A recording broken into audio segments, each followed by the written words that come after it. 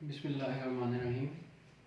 हमारे पास जो डिस्कशन का नेक्स्ट टॉपिक है वो है reactivity of the alkyl halides. Alkyl halide की रिएक्टिविटी किस तरह से होती है वो हमने स्टडी करना है। अल्काइल हैलाइड के अंदर दो पार्ट होते हैं, एक आपके पास अल्काइल ग्रुप होता है, दूसरा आपके पास हैलाइड ग्रुप होता है, यानी कि हैलोजन अटैच होता है।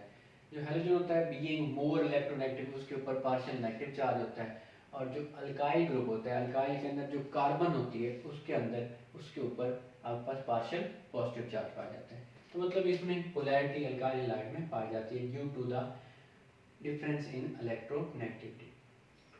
अब दो फैक्टर इस हमें बताते हैं कि अल्काइल हैलाइड की रिएक्टिविटी जो है वो किस तरह से होगी, आया कि ज़्यादा होगी या फिर आपके पास कम होगी। तो वो दो फैक्टर आपके पास कौन से हैं उनको हम स्टडी करते हैं। सबसे पहले जो फैक्टर है हमारे पास वो है बॉन्ड एनर्जी। एक तो बॉन्ड एनर्जी बताती है कि अल्काइल हैलाइड की रिएक्टिविटी ज़्यादा होगी या कम होगी। बॉन्ड एनर्जी किस तरह से देखेंगे, हमने अल्काइल हैलाइड को स्टडी करना है तो अल्काइल हैलाइड में हमारे पास ये वाले कंपाउंड हो सकते हैं।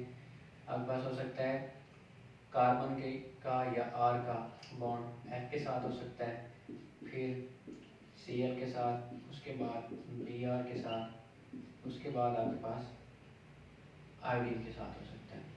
अब इन तीनों की हम बॉन्ड चारों की बॉन्ड एनर्जी अगर देखें तो जो अल्काइल फ्लोराइड की बॉन्ड एनर्जी होती है वो होती है 467 किलो जॉल पर मोल, और जो सबसे एंड वाला है अल्काइल आयोडाइड इसकी सबसे कम होती है 228 किलो जॉल पर मोल। इस तरह से जो आर बी आर है इसकी बॉन्ड एनर्जी आपके पास होती है 290 किलो जॉल पर मोल, और जो आपके पास आर सी एल है इसकी बॉन्ड एनर्जी हमारे पास होती है 328 किलो जॉल पर मोल,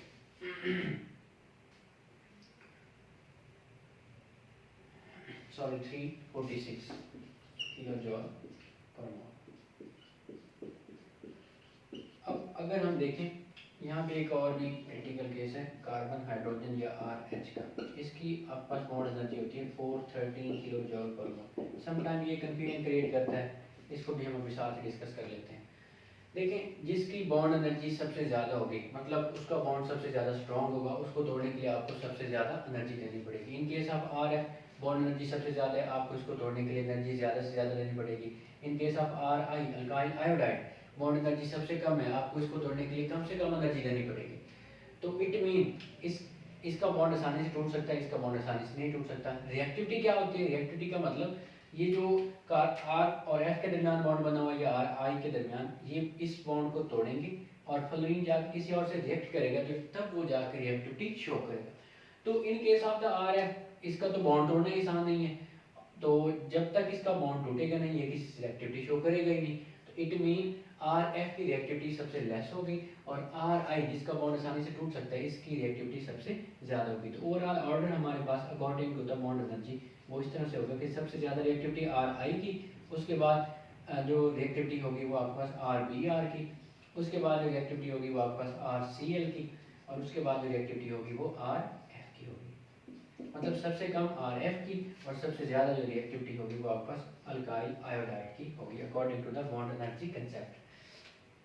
अब इसमें इलेक्ट्रोनेगेटिविटी डिफरेंस सबसे ज़्यादा है। दूसरा फैक्टर हम डिस्कस करने जा रहे हैं बॉन्ड पोलैरिटी का, मतलब पोलैरिटी ज़्यादा होगी तो फिर रिएक्टिविटी कैसे होगी, पोलैरिटी कम होगी तो फिर रिएक्टिविटी कैसे होगी। अब देखें फ्लोरीन की जो आपके पास इलेक्ट्रोनेगेटिविटी होती है, अगर हम देखें फ्लोरीन की सबसे ज़्यादा होती है वो होती है 4.0। इस तरह से जो क्लोरीन है इसकी होती है 3.0, जो ब्रोमीन है इसकी होती है 2.8, जो आयोडीन है इसकी होती है आपके पास 2.5, और जो आर है, आर का मतलब कार्बन की भी 2.5 ही होती है इसकी 2.5।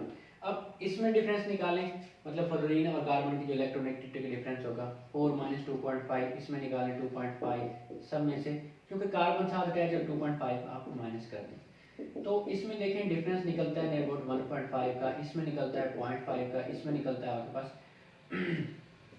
0.3 का, और इसमें देखें तो 0 का इलेक्ट्रोनेगेटिविटी डिफरेंस निकलता है। अगर देखा जाए तो सबसे ज़्यादा इलेक्ट्रोनेगेटिविटी का जो डिफरेंस है वो है कार्बन और फ्लोरीन यानी कि आर एफ के दरमियान, और सबसे जो कम है यानी कि ना होने जो जहाँ पे इलेक्ट्रोनेगेटिविटी का डिफरेंस है ही नहीं वो है आपके पास अल्काइल आयोडाइड।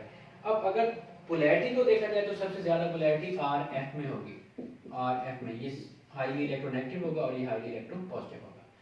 तो अब इसने क्या करना है, अगर पोलैरिटी को देखें, आपके पास कोई हो इलेक्ट्रोफाइल जिसके ऊपर पॉजिटिव चार्ज हो, इलेक्ट्रॉन लविंग हो, तो वो इस पोलैरिटी को देखते हुए इसकी तरफ अट्रैक्ट होगा, तो फिर तो रिएक्टिविटी सबसे ज़्यादा होगी आर एफ की, और इसके अंदर पोलैरिटी ना होने के बराबर है तो इसकी तरफ तो अट्रैक्ट नहीं होगा, तो फिर रिएक्टिविटी, अगर पोलैरिटी को देखें तो रिएक्टिविटी आर एफ की ज़्यादा से ज़्यादा होगी और आर आई की सबसे कम होगी। लेकिन रियलिटी में जनरल के ओवरऑल दोनों से जो है हमारे पास नतीजा ये निकलता है, देखें बॉन्ड पोलैरिटी इलेक्ट्रोफाइल को अट्रैक्ट कर लेगी, आर एफ में बॉन्ड पोलैरिटी ज़्यादा है, ये इस इलेक्ट्रोफाइल को अपनी तरफ अट्रैक्ट तो कर लेगी, लेकिन इलेक्ट्रोफाइल इसके साथ अटैच तब होगा जब ये वाला बॉन्ड जो आर एफ के दरमियान है ये टूटेगा। अगेन जब आप इलेक्ट्रोफाइल के करीब आ जाएगा अट्रैक्ट होके, जब आप इसने रिएक्टिविटी शो करनी है तो इस बॉन्ड को तोड़ना पड़ेगा।